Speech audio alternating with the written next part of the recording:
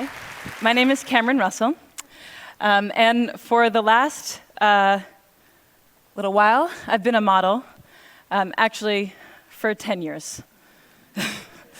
And I feel like there's an uncomfortable tension in the room right now because I should not have worn this dress.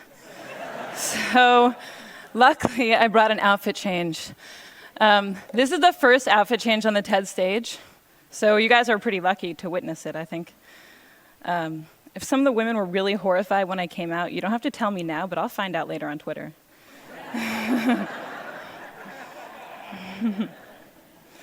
I'd also note that I'm quite privileged to be able to transform what you think of me in a very brief 10 seconds. Not everybody gets to do that. These heels are very uncomfortable, so good thing I wasn't going to wear them. The worst part is putting this sweater over my head because that's when you all laugh at me, so don't do anything while it's over my head. All right. So why did I do that? That was awkward. Well,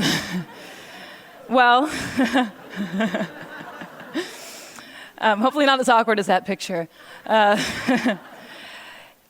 Image is powerful, but also image is superficial.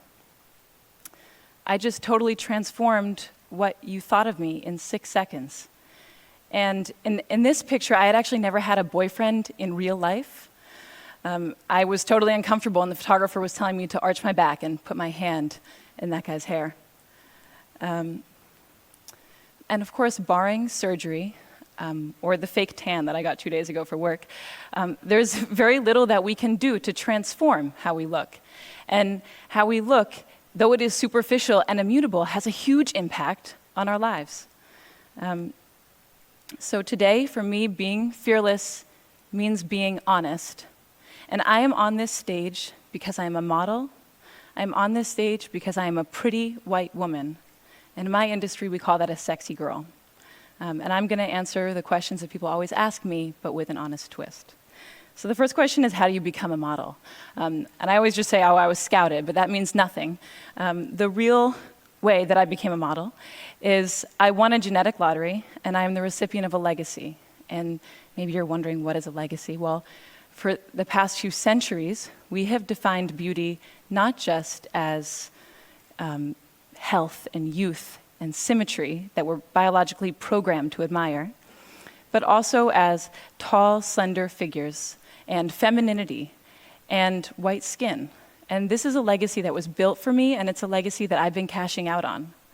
And I know there are people in the audience who are skeptical at this point, and maybe there are some fashionistas who are like, wait, Naomi, Tyra, Joan Smalls, Lou Wen, and first, I commend you on your model knowledge, very impressive.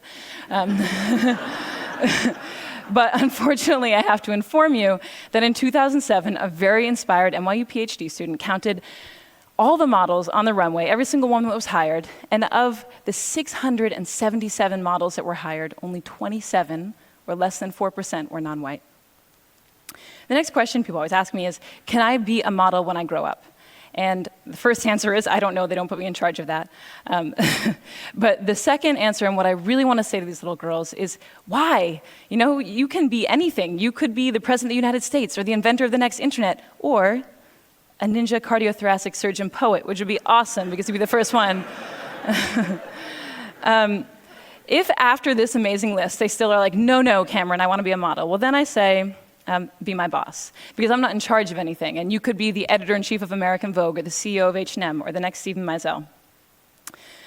Saying that you want to be a model when you grow up is akin to saying that you want to win the Powerball when you grow up. It's, you know, out of your control, and it's awesome, and it's not a career path. I will demonstrate for you now 10 years of accumulated model knowledge, because unlike cardiothoracic surgeons, it can just be distilled right into right now.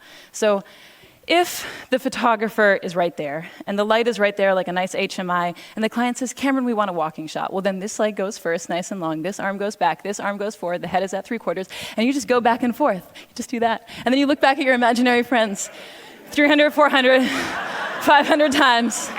It will look something like this. Hopefully less awkward than that one in the middle. I don't know what happened there. Unfortunately, after you've gone to school and you have a resume and you've done a few jobs, you can't say anything anymore. So if you say you want to be the President of the United States, but your resume reads underwear model 10 years, people give you a funny look. The next question people always ask me is, do they retouch all the photos? And yeah, they pretty much retouch all the photos, but that is only a small component of what's happening. This picture is the very first picture that I ever took, and it's also the very first time that I had worn a bikini. And I didn't even have my period yet. I know we're getting personal, but I was a young girl. This is what I looked like with my grandma just a few months earlier. Here's me on the same day as this shoot. My friend got to come with me. Here's me at a slumber party a few days before I shot French Vogue. Here's me on the soccer team and in V Magazine. And here's me today. And I hope what you're seeing is that these pictures are not pictures of me, they are constructions. And they are constructions by a group of professionals, by hairstylists and makeup artists and photographers and stylists and all of their assistants and pre-production and post-production. And they build this, that's not me. Okay, so the next question people always ask me is, do you get free stuff? I do have too many 8-inch heels, which I never get to wear, except for earlier. But the free stuff that I get is the free stuff that I get in real life, and that's what we don't like to talk about. I grew up in Cambridge, and one time I went into a store and I forgot my money and they gave me the dress for free. When I was a teenager, I was driving with my friend who was an awful driver, and she ran a red, and of course, we got pulled over. And all it took was a sorry officer, and we were on our way. And I got these free things because of how I look, not who I am. And there are people paying a cost for how they look and not who they are. I live in New York, and last year, of the 140,000 teenagers that were stopped and frisked, 86% of them were Black and Latino, and most of them were young men. And there are only 177,000 young Black and Latino men in New York, so for them, it's not a question of will I get stopped, but how many times will I get stopped? When will I get stopped? When I was researching this talk, I found out that of the 13-year-old girls in the United States, 53% don't like their bodies. And that number goes to 78% by the time that they're 17.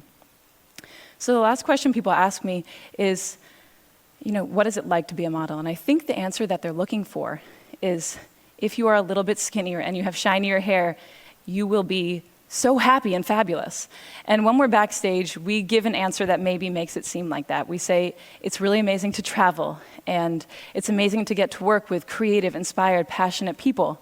And those things are true, but they're only one half of the story, because the thing that we never say on camera, that I have never said on camera, is I am insecure. And I'm insecure because I have to think about what I look like every day. And if you ever are wondering, if I have thinner thighs and shinier hair, will I be happier? You just need to meet a group of models, because they have the thinnest thighs and the shiniest hair and the coolest clothes, and they're the most physically insecure women probably on the planet. So when I was writing this talk, I found it very difficult to strike an honest balance, because on the one hand, I felt very uncomfortable to come out here and say, look, I've received all these benefits from a deck stacked in my favor.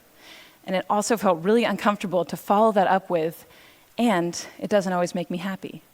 But mostly, it was difficult to unpack a legacy of gender and racial oppression when I'm one of the biggest beneficiaries.